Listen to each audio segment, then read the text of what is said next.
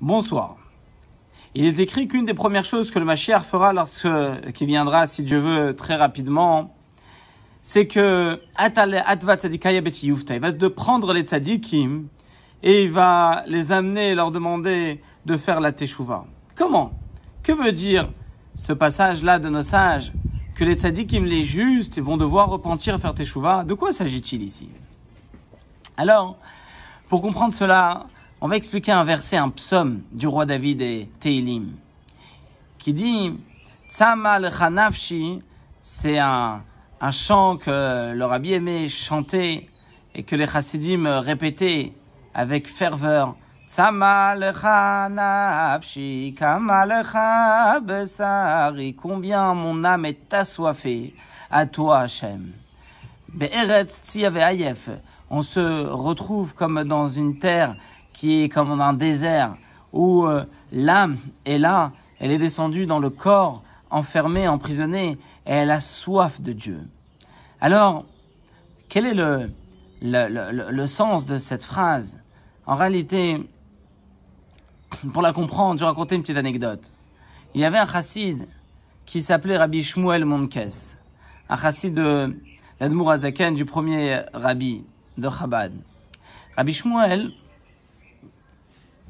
était venu donc voir le rabbi pour la première fois à Yozna. Et lorsqu'il arrivait en ville, il était déjà tard au milieu de la nuit. Et donc, il s'est dit, la seule maison où je peux aller, c'est la maison du rabbi. Elle doit certainement être éclairée d'une lumière, vu que le rabbi étudie la Torah la nuit. Et donc, c'est exactement ce qui se passa. Il cherche une maison éclairée. Et lorsqu'il tapa, c'est le rabbi qui ouvre la porte. Lorsque le Rabbi Shneur Zalman ouvre la porte, le chassid demande « Rabbi, puis-je dormir chez vous ?» Alors le Rabbi lui dit « Mais tu as pas trouvé une autre maison ?» Le chassid répondit « Mais Rabbi, c'est aussi la maison d'un juif. » Donc, comme pour dire « vous pouvez aussi accomplir la mitzvah de recevoir les invités. » Alors le Rabbi lui dit « Oui, mais sache que je peux appeler le serviteur Goy.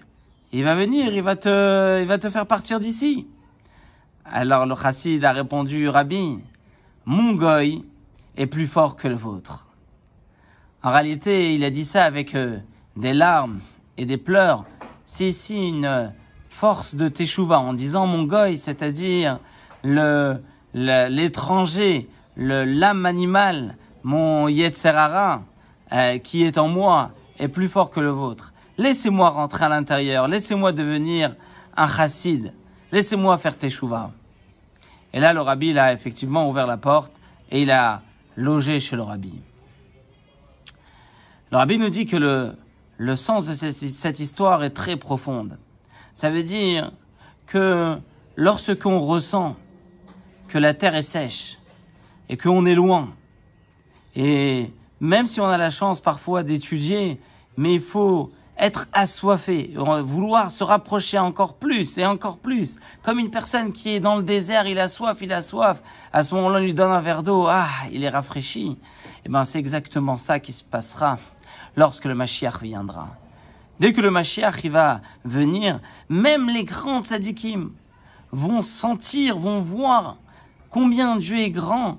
Ils vont être assoiffés de se rapprocher de Dieu. Ils vont avoir un désir fou de se rapprocher d'Hachem. Alors, voilà. Nous, on est là à quelques jours de la fête de Shavuot, du jour du don de la Torah. Alors, ce qui nous reste, c'est à se préparer. On a quelques jours pour se préparer, pour se baigner dans l'étude de la Torah, essayer de réveiller en nous cette soif forte à l'étude de la Torah, à la connaissance de Dieu. Et à ce moment-là, on va hâter la venue du Mashiach Bekarov Mamash.